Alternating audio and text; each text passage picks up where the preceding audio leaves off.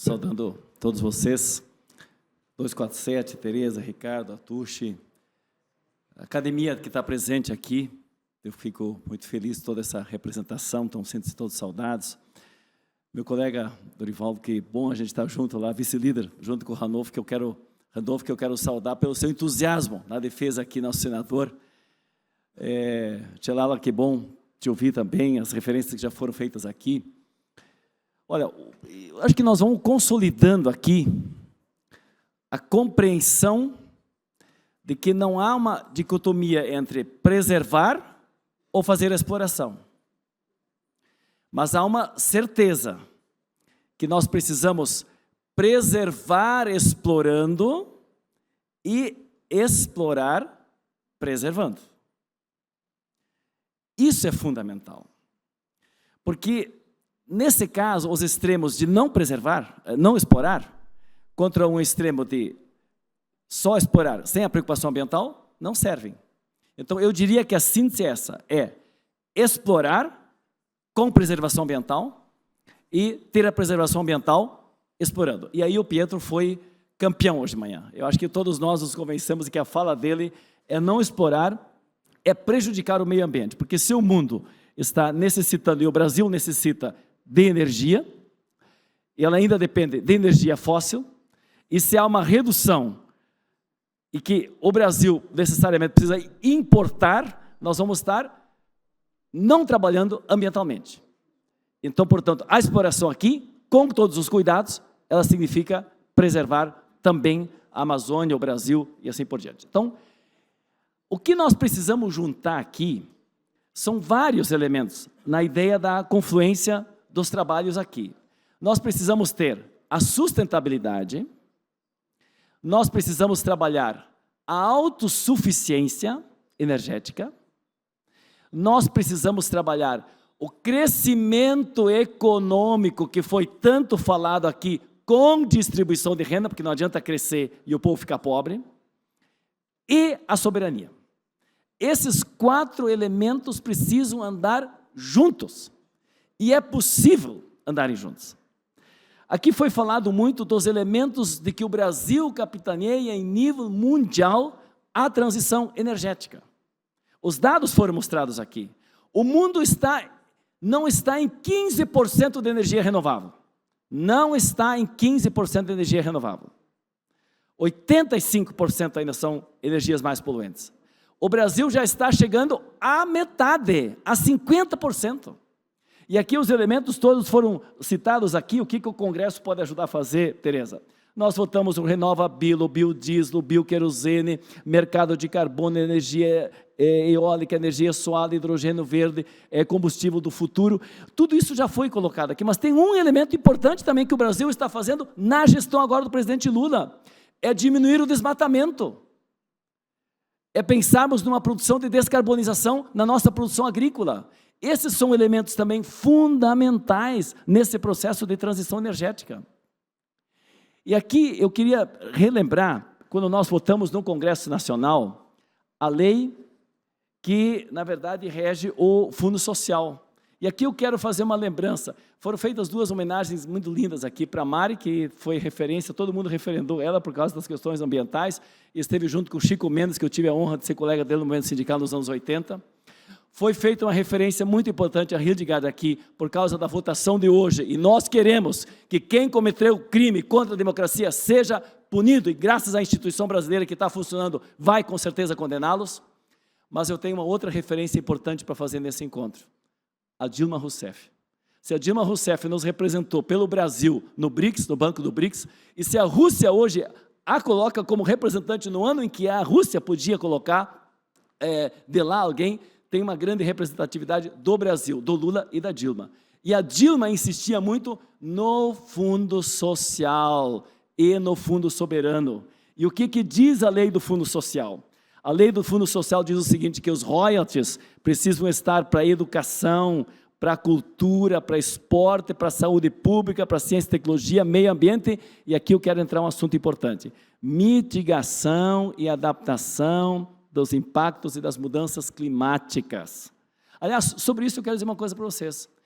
como, e esse é o debate que nós precisamos fazer, e por isso, Atucha, é bom que tenha esse debate aqui, como é que o maior problema da humanidade, que é a crise climática, não virou ainda a maior preocupação dos políticos? Esse é o tema central.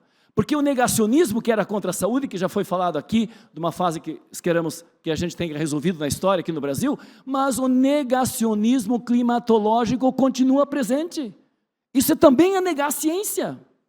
Então a nossa luta aqui é fazer com que a preocupação climática seja a preocupação primeiro dos políticos, que aí nós vamos ter legislações mais condizentes, mas mais infraestrutura social, habitação de interesse social. Então o que eu quero refletir aqui com vocês, que é o que a Dilma fez, e essa mensagem, homenagem eu queria fazer a Dilma Rousseff, tá?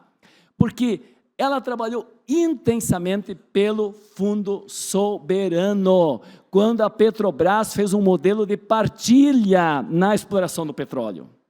E esse modelo de partilha, que era exatamente usar recursos para pensar uma nação soberana, um país independente, um país que se desenvolvesse de uma forma homogênea no país inteiro, em todos os estados, Amapá e os demais estados do país. Esse é o desenvolvimento homogêneo que nós precisamos ter com inclusão social. Isso foi impedido, foi barrado pelo golpe, Joaquim.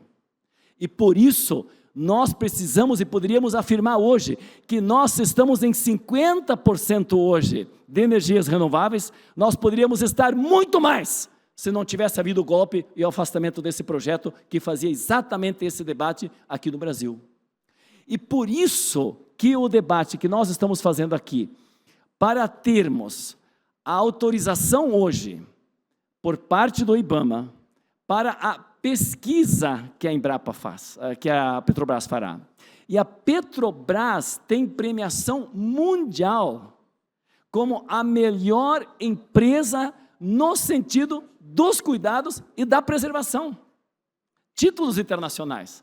Então, por que nós queremos que a Petrobras seja autorizada para fazer hoje a pesquisa e possa fazer a exploração? Porque ela estará trabalhando neste conceito da preservação, dos cuidados, da prevenção. É isso que nós estamos defendendo aqui.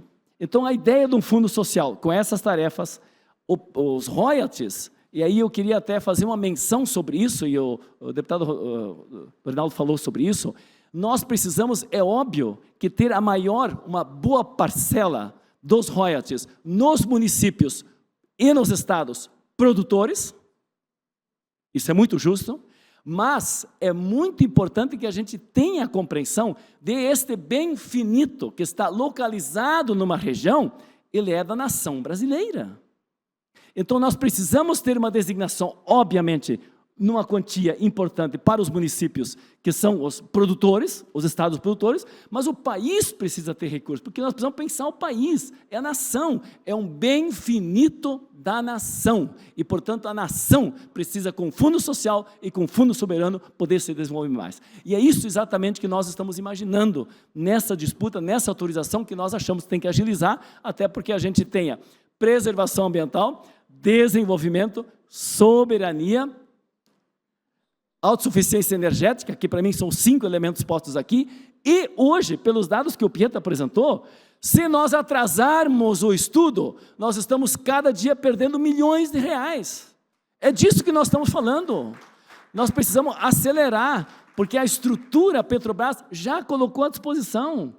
Então, nesse sentido também, esse debate é muito importante e nós levaremos sim, Tereza, ao Congresso para continuar fazendo esse debate. E o Congresso, eu acho que deve continuar defendendo e debatendo outros recursos para o desenvolvimento do país. Aqui nós estamos falando dos royalties, aqui nós estamos falando da base energética de produção, mas o Brasil precisa também ter projetos estruturantes.